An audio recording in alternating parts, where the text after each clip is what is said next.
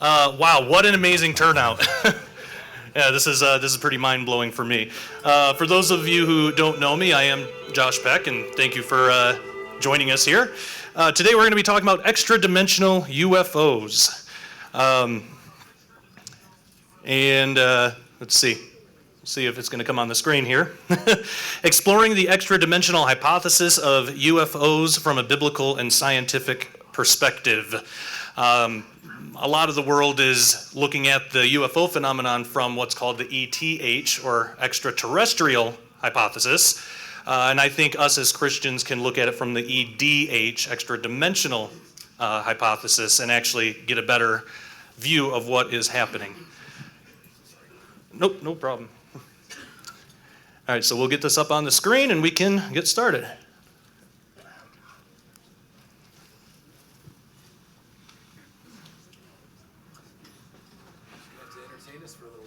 Yeah, I guess I got to entertain you for a little while. What's your story? Well, that is the first part, so we can start there. Or is it? Okay, well, while we're figuring all this out, again, I am Josh Peck. I was born and raised in a Baptist environment, very loving people. Had a lot of good foundational Bible teachings that I grew up with, but there were certain things that weren't answered that I had a lot of questions about. One of the biggest one was aliens. I wanted to know how they fit into the Bible, and if at all, and not trying to say anything bad about the church that I was in or anything. They just didn't have an answer and didn't know how to answer that question. So even at 12 years old, I remember asking the pastor, well, what about aliens? And the only real kind of answer I would get was, well, they're demonic. And so I would ask, well, how do we know that? You know, where does it say that in the Bible? Well, Josh, you just got to take it on faith. Hey, there we go. So it didn't take long for me to learn to not ask. And I think that's where a lot of Christians are today, because the church, and not saying anything bad about the church in itself, I think that they're just not, a lot of them aren't equipped to answer some of these difficult questions. Because UFOs is a very difficult subject. I mean, you got to do research into a lot of strange areas, especially when we have shows like Ancient Aliens and stuff that are providing the world with an answer that a lot of people seem to like. So how do we come up against that? Well, the first thing here, the ETH versus the EDH, I talked a little bit about that already.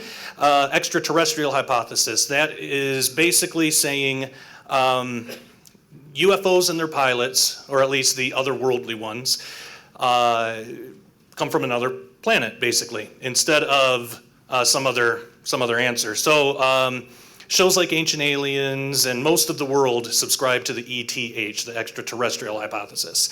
Most of the science fiction movies involving aliens that comes out all the time today will be from that perspective. But there's another one, a lesser known one, a less popular one, but I think a more accurate one, called the EDH, extra-dimensional hypothesis. More Christians, I think, than secular people are going to subscribe to this if they handle the subject at all, because it has more to do with spirituality than anything else. But the other side of that is New Age philosophy has also grabbed a hold of that. So we're kind of being attacked from all angles here. Now, actually, a well-known UFO researcher, Jacques Vallée, he wrote 5 arguments against the extraterrestrial origin of unidentified flying objects in support of the EDH. Now, Jacques Vallée, he's a very well-known UFO researcher. He's not looking at this from a biblical view or a Christian view not that we know of, but he looks at the research and lets the research speak for itself. And when you do that, you time and time again, you come to the EDH. Now, we don't have time to go through all 5 of these, but I can just kind of go through some of them or do it briefly. But the first one, unexplained close encounters are far more numerous than required for any physical survey of the Earth. One of the biggest hypotheses on why aliens are visiting Earth is to survey the Earth, maybe use it for materials, take soil samples, all that. But when you actually look at the sheer number of how many people are having close encounters and legitimate ones, ones that have some kind of evidence to it, it's way too much for that. The second one here, the humanoid body structure of the alleged aliens is not likely to have originated on another planet and is not biologically adapted to space travel. This one, again, he doesn't come at this from a biblical standpoint, so this has more to do with like evolution and things. But it still is something we can use if we're talking to somebody who is an atheist or is more naturalistic and believes in evolution.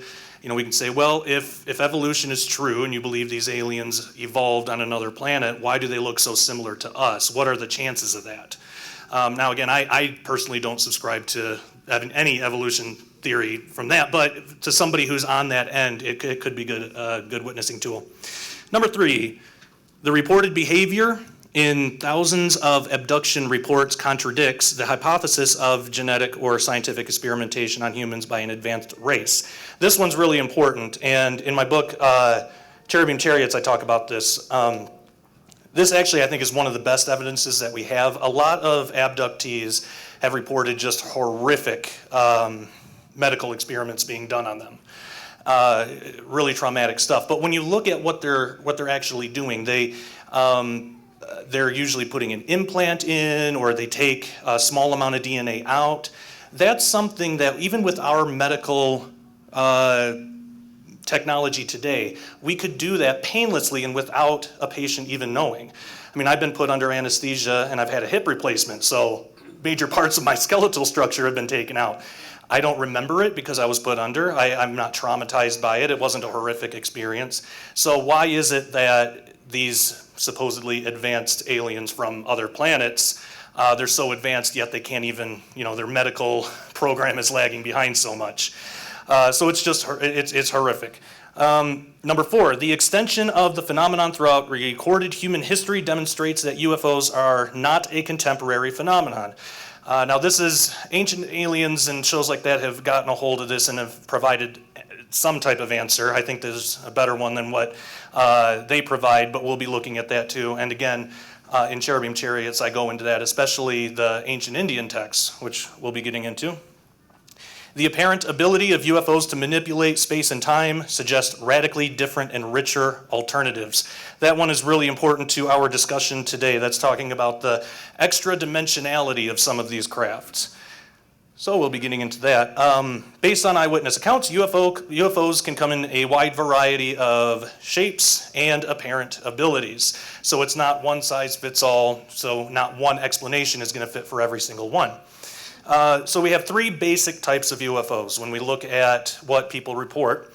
The first one is just a human-made advanced physical object with advanced tech, say government secret projects, things like that. People can witness those and maybe think that it's aliens or something, but it could just be our own government or some of the governments of the world. These ones aren't, these are the less advanced of the 3.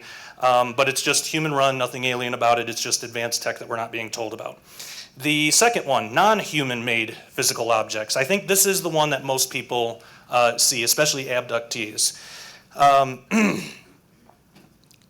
These are still physical objects. There's nothing extra-dimensional about it. It's nuts and bolts craft, but they're created and piloted by non-human beings. If you want to call them aliens or fallen angels or whatever name you want to put on that, that's who created these, but it's still made from raw physical material. Now whether these are made off-world or in underground bases or even bases on the moon, we have no idea. But that's what the second one is. I think that's what most people see, but by far the most interesting and I think the most confusing is the extra-dimensional object. This is something that may not have even been created. This is something that God may have created when he created everything. And that's going to be the main focus of this talk. So, extra dimensions. The best example I have ever heard to explain what an extra dimension is the analogy of Flatland. If any of you are familiar with Chuck Missler, excellent researcher. He's the one that I first heard this from, but when I started doing my own research, I found out every physicist who talks about extra dimensions uses this because it's so effective. Basically, what Flatland is, it was popularized by a novella. Edwin A. Abbott is the author in the 19th century. And again, every physicist uses this because it just works so well. So what is flatland? It's a hypothetical two-dimensional, and we're just talking about dimensions of space here, two-dimensional universe. So you can imagine it even on your tabletop or something. They have an x-axis and a y-axis, but no z-axis. There's no up and down. So the thought experiment goes, what if I, as a three-dimensional entity, wanted to communicate or show myself to a flatlander, a two-dimensional being who lives in Flatland? If I were to stick my finger in there, what would that look like to a flatlander? Well, if you imagine what a two-dimensional slice of a finger would look like, as you're putting it in Flatland, a flatlander would just see a point in his two-dimensional space appear before him, and it would grow into basically a circle. To him, because of his perspective, it would look like a line, but from our perspective, it would look like a circle. And as I'm pulling my finger out, he would see the whole thing in reverse, and it would disappear. Now imagine if I put two fingers in. It's the same thing, but twice. Now to the flatlander, those circles are going to look separate. They can move independently, do different things. The flatlander would assume that they're different entities. Now if I kept doing that and kept putting my fingers in, they would see those two circles combine into one larger circle. And it would blow their minds, as it blows our minds when we see that in 3 dimensions. So that's a good thought exercise. We can also think of a sphere in Flatland. If I were to drop a ball from our 3rd dimension, from the z-axis, into Flatland, how would that look to a Flatlander? Well, again, they would see a point in space just appear, and as the ball was going through Flatland, they would see a circle get bigger and then shrink and disappear. Now, we can use that to try to not visualize, but maybe understand how an extra-dimensional object would look appearing in our space.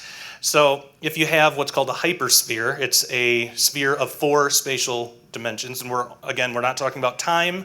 Time is the 4th dimension, but it all depends what context you're looking at it from. The 4th dimension of space, if a hypersphere from that higher dimension were to breach our space, it would be the same thing, just add 1 dimension. So we would see a point appear in space, but instead of a circle, we would actually see a ball, a sphere. It would get bigger as it was passing through, get smaller, shrink, and disappear. Now, that brings us to extra-dimensional unfolding, which this is going to play a huge part a little later on when we talk about Ezekiel's vision. Another way that you could get a flatlander to understand or at least have as much information as possible about a 3-dimensional object is you could unfold it. If I put a cube on Flatland, flatlanders will just see a square. But if I unfold the cube, just as in the picture there, I can unfold it and they can see all 6 squares of the cube. Now they're not going to be able to put together in their head what that's going to look like, but they'll at least have access to the most amount of information possible. So again, if we were to do that with what's called a hypercube, you could unfold that from 4 spatial dimensions into our 3 dimensions, which is sort of what that second image there is all about. It's impossible to draw something like that just on a 2-dimensional representation. But basically, what you would be left with is what's called a tesseract, and it's an unfolded hypercube. Now, that image on the far bottom right, it's a cross with 2 extra arms. There's no way that we're going to be able to look at that and construct what a hypercube looks like in 4 spatial dimensions. It's impossible. But it at least gives us the most amount of information possible in a perspective that we can understand. Okay, so another cool idea about Flatland is Flatland Prison. This is a good thought exercise. Imagine if there was a Flatland prison. One of the Flatlanders is in prison. All another Flatlander would have to do is essentially just make a circle around him. Now, from our perspective, it should be easy to escape because he could just climb out, but he would have to have access to the z-axis to do that, and Flatlanders don't. So what could happen is I, or Albert Einstein there, could come up to Flatland Prison and pull the Flatlander out into the 3rd dimension and then place him outside of prison.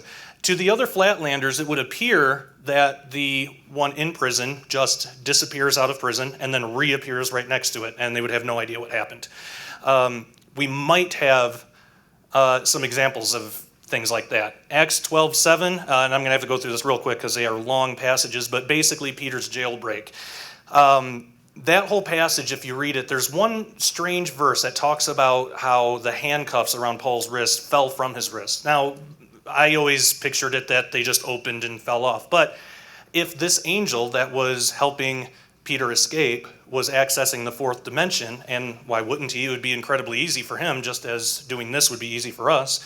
I actually think the handcuffs may have fallen through his wrists. We also get another example, Luke 24:36 through 39. That's where Jesus appears in the upper room, and nobody knows how he got there.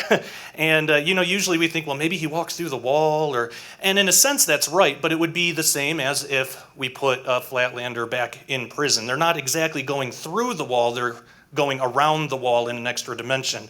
So Jesus and his resurrected body may have utilized extra dimensions to do that. All right, ancient accounts from India. Now, right off the bat, as Christians, we look at these as historical eyewitness account. We don't get any spiritual discernment or anything from these. So some people I've met throughout my life have been opposed to looking at anything, historical and religious at the same time. But we're just looking at the history. I treat these as ancient eyewitness accounts that were misinterpreted because, think about it. If you're living a couple thousand years ago or a few thousand years ago and you see this big amazing thing, and this entity is telling you that he's a god, you're going to believe him. So I think that's part of what happened. Now in the Mahabharata, which is a Sanskrit text, there's a flying craft called the Pushpaka. And again, I want to backtrack just a minute. Another reason that I want to bring this into the conversation is because, again, shows like Ancient Aliens use this all the time, and it would be really good if Christians have a rebuttal. So this is important. Now, the Mahabharata talks about the Pushpaka. Interestingly enough, an alternate meaning for that Sanskrit word can also mean serpent, which, yeah, so that's telling right there. Yeah.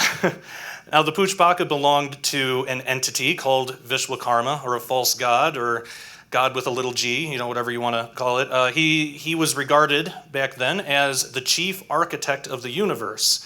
And if anybody's involved in secret society type of research, that language will be familiar because Freemasons use that for the entity that they pray to. So that is telling as well. Now, something that we hear all the time in Ancient Aliens and shows like that, Vimanas. It's a big, hot topic nowadays. At that time, they were regarded as heavenly chariots or vehicles of the lowercase g gods. And actually, in the Bhagavata Purana, and these are quotes that I've heard proponents of the extraterrestrial hypothesis use to try to support aliens from another planet. But when you actually look at the text, and if you think of these in terms of being ancient eyewitness accounts, it actually supports the extradimensional hypothesis. The first quote here: "The Vimana flashed away into heaven beyond the stars like a thought, leaving a golden trail in the sky, which dissolved in a few moments and vanished above the perfect silence that had fallen on the gathering of the men on the earth below." The very first thing right there, the Vimana flashed away into heaven beyond the stars. So this is talking about something beyond physicality. If we're going to take this as a true eyewitness account, ETH doesn't explain that because it should be within the stars if it's from another planet. Another one here: "I saw devas fly down in the earth in their mystic vimanas, which are swifter than light." In three-dimensional physics, you can't go faster than light. It's impossible. You run into all sorts of problems, infinite mass, time travel, lots of different paradoxes. But if it's something extra-dimensional, that can help explain that. The third one here, and this one I think is the most telling of these three, it is talking about the Vimanas, which look like immense flying jewels cut like faceted discs, which fly more quickly than light or time. Now, this isn't just some modern translation that this is actually in the text. Cut like faceted discs and like immense flying jewels. That's like a perfect description of what a lot of UFO phenomena are reported as today. But that last part there, which fly more quickly than light or time.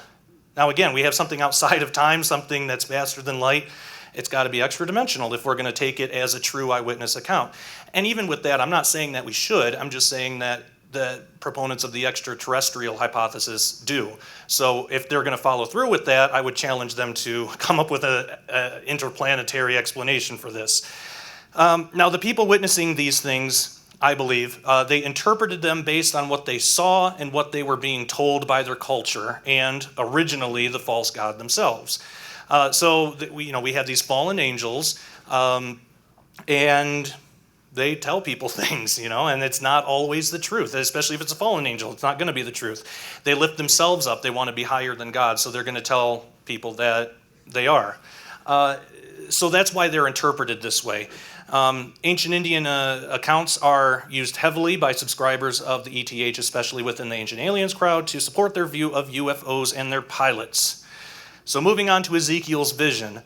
And the Ancient Indian stuff I think is interesting, but I think in our own Bibles we have something way more mind-blowing. Now, a basic rundown of Ezekiel's vision. Ezekiel's outside. He's praying to God. He's confused about his situation. He sees this amazing vision. And that's also a good determination of where we fall in this, because there are people that will say that it was just a vision. It's nothing physical. It's nothing substantial. It's just something in his mind. I don't believe that's true. I think that this actually was something extra-dimensional, and again, something from God, the throne of God, the only true God of the Bible, that Ezekiel saw. Now, verses that show these cherubim melded together, that was basically what he saw. He saw these four beings, these four cherubim holding up the throne of God, and God was on the top. So I'm going to read through these really fast.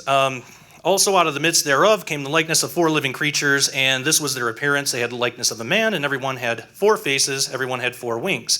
Their feet were straight feet. The sole of their feet was like the sole of a calf's foot, and they sparkled like the color of burnished brass. They had the hands of a man under their wings on their four sides, and they four had their faces and their wings. Their wings were joined one to another. They turned not where they went everyone straight forward. Okay, so there's a lot of information there, and we could take a whole day to unpack all that. But the main points that I want to focus on here is this type of melding effect that these cherubim seem to have.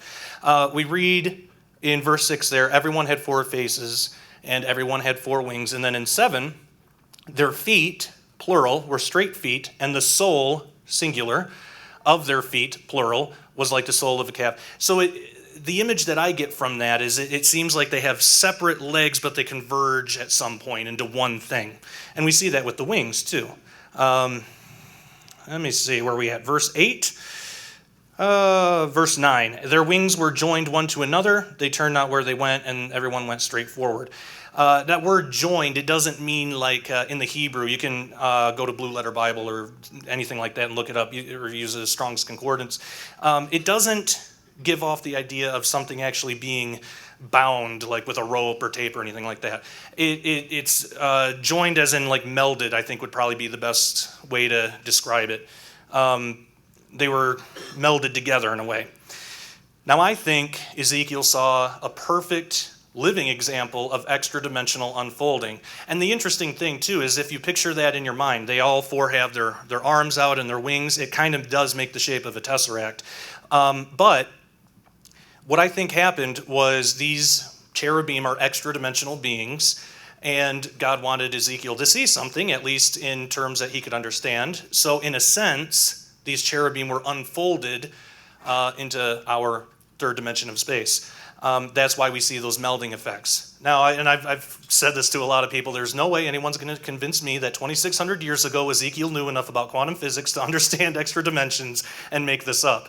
But, I mean, proponents of the ETH will say stuff like that. So he didn't make it up. He knew what he was. He just recorded exactly what he saw, even though he may not have fully understood all these little nuances that we can grasp today. Now, the wheels are interesting. In Hebrew, the word is ophanim, and usually it just means wheels. It's just the plural of ophan, which is wheel.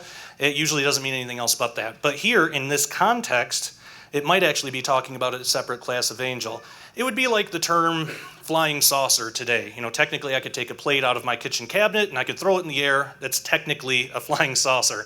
But when people say they saw a flying saucer, in that context, that's not what they're talking about. So even though Ezekiel says he saw wheels, and he did see wheels, but it's not in the conventional sense like I saw wheels on this cart and I'm going to write a book about it. So we actually get a lot of information here. This is Ezekiel 1:15 through 21. Now as I beheld the living creatures, behold, one wheel upon the earth by the living creatures, and his four faces. The appearance of the wheels and their work was like unto the color of a beryl, and they four had one likeness, and their appearance and their work was as it were a wheel in the middle of a wheel. When they went upon their four sides, and they turned not when they went. As for their rings, they were so high that they were dreadful, and their rings were full of eyes round about them four. And when the living creatures went, the wheels went by them, and when the living creatures were lifted up from the earth, the wheels were lifted up. Whithersoever the spirit was to go, they went thither was their spirit to go, and the wheels were lifted up over against them, for the spirit of the living creatures was in the wheels. When those went, these went. When those stood, these stood. And when those were lifted up from the earth, the wheels were lifted up over against them, for the spirit of the living creature was in the wheels. So lots that we could unpack, but the main thing that I want to focus on here is the last two verses at the end. It says, the spirit of the living creature, talking about the cherubim, was in the wheels. But from Ezekiel's perspective, the wheels and the cherubim are separate entities. Again, we might have a two fingers in Flatland situation. If they're sharing one spirit, we might have something like that. And there's a lot more I could unpack, but it's all in my book, Cherubim Chariots. Okay, so the spirits of the cherubim were in the wheels. Could the wheels and the living creatures be one and the same, just different parts? Possibly. And then Ezekiel wouldn't have been able to see where they connected because it's extradimensional.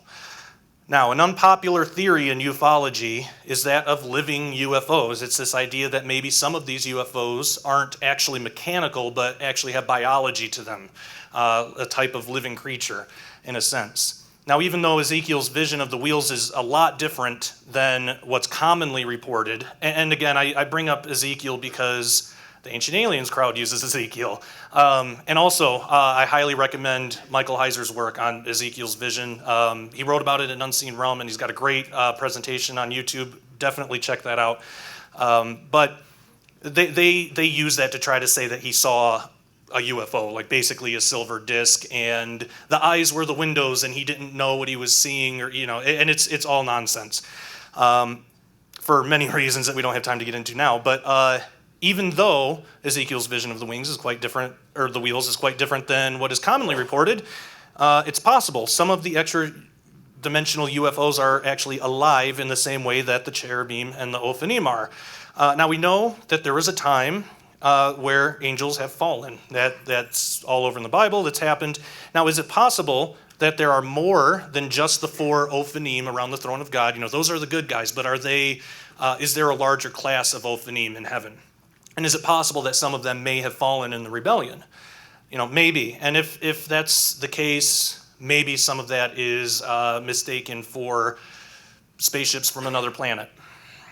Now, modern M theory today and don't let that scare you. That's a big, fancy, complicated word for just, there's a lot of dimensions beyond what we can see. But it states that there are 11 dimensions of space-time. Physicists will usually put space and time together now because it is a dimension, but it's also a property of space. But what's not often talked about is a possible foundational zeroth dimension. Imagine if the first dimension is the x-axis, so it's a line between 2 points, or it's a line from a single point spreading off infinitely into two directions.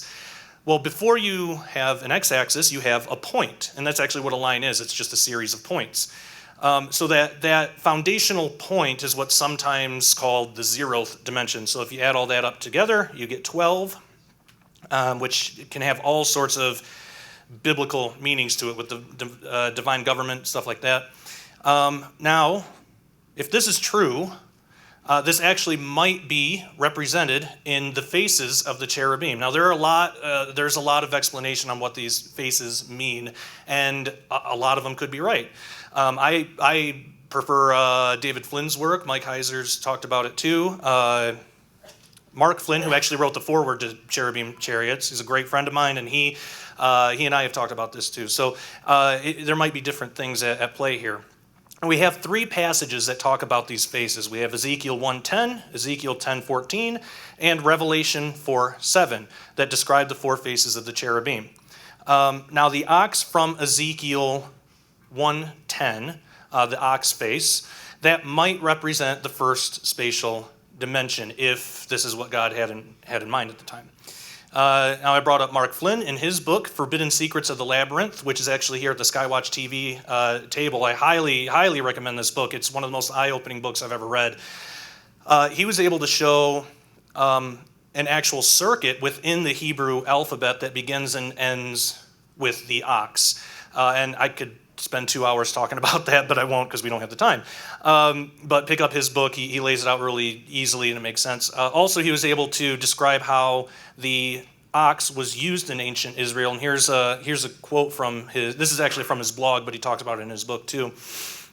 The threshing floor in ancient times was a flat circular area of smooth rock where an ox or team of oxen would loosen wheat grain from the hard outer chaff. The method is still used today in places where modern machinery is not available. And there's a link up there. So if you're watching this on the DVD at home or through live streaming, you can go to that link to read the whole thing. Just go to Sirius Twins, SIRIUS twins.com. That's his website. Now, from the ox's perspective, the ox is going in a single direction continuously. Now, from our perspective, of course, it's a circle, and that's a two-dimensional object. But from the perspective of the ox, he's going in the same direction always. So this, included with Mark Flynn's research into Hebrew word pictures, that could give us our starting point, the first spatial dimension being represented by the ox. Now, the lion, I believe, could represent the second dimension. A lion has access to two dimensions in nature, but he doesn't have the z-axis, not like the eagle does. The eagle has the z-axis. It can fly, and it can go in all three dimensions. So the eagle might represent the third. Now, the fourth was tricky, and what was tricky about this is actually the man and the lion are interchangeable. And when you really read Ezekiel's vision, the way that he describes it, that cherubim, it was a single head, I guess, but it was bisected down the middle. Half of it was a lion and half was a man. And that's usually not picked up in the text, but if you read it carefully, that's what it says. And then it confirms it later on in Ezekiel. Dave Flynn had talked about that in his research too. And I think that is representing the fact that these two could be interchangeable. Now, I, for the sake of this discussion, say the man is the fourth dimension because we have a spirit. You know, we have a type of extra-dimensional existence to us. Now, just as easily, we could be the second dimension because we don't naturally have the power of flight, and the lion could be representing the fourth dimension because we read that Satan is a roaring lion who seeks to devour, and being a fallen angel or fallen cherub, that is a extra-dimensional being. Even Jesus himself is referred to as the Lion of the tribe of Judah. So those two are interchangeable, which is it's really interesting. So now we can move on to the next verse. That gives us our first cycle of four dimensions.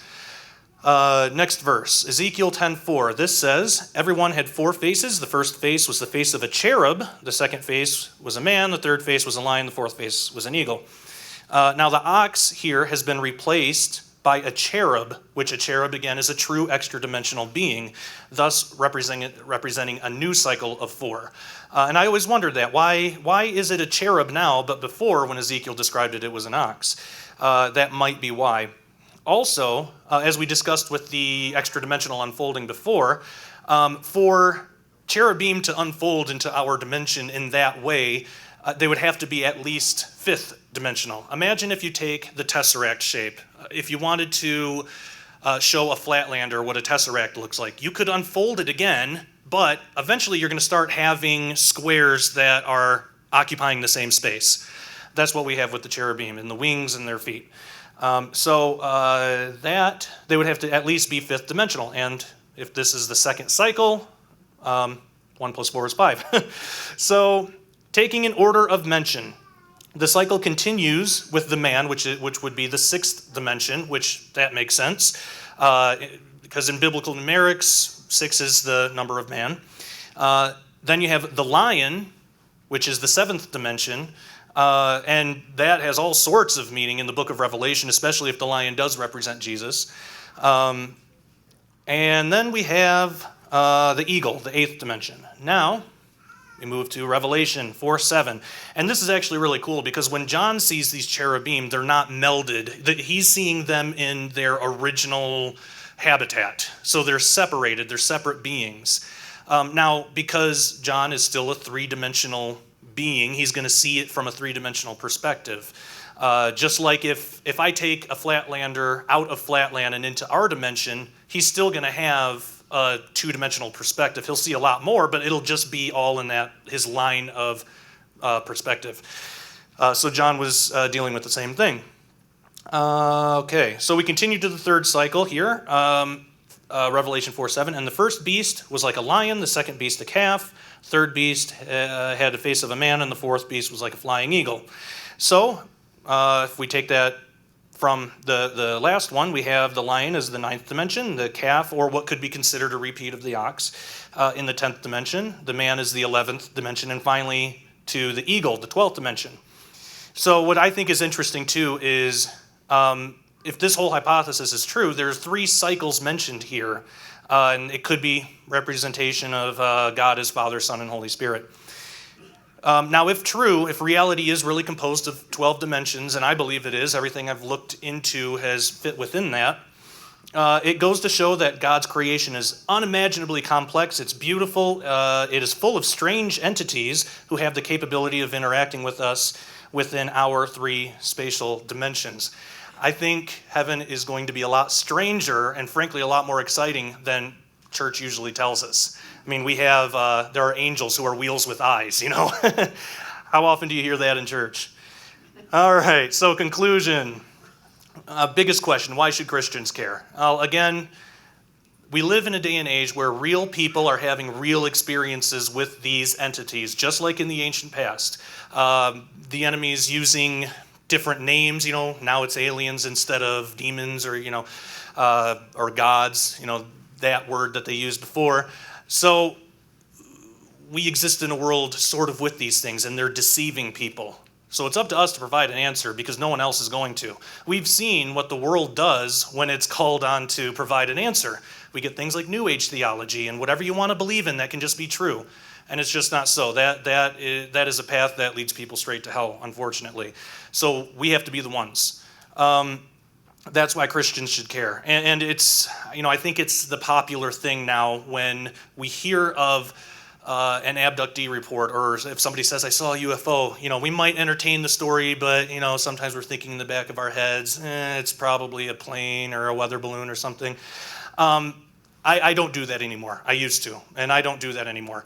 And it's not because I've seen anything. My wife has had an experience, and I believe her wholeheartedly, but I've heard too many accounts from too many different people that all fit within this same framework of extradimensionality that I can't ignore it. I mean, I think that there is truth there.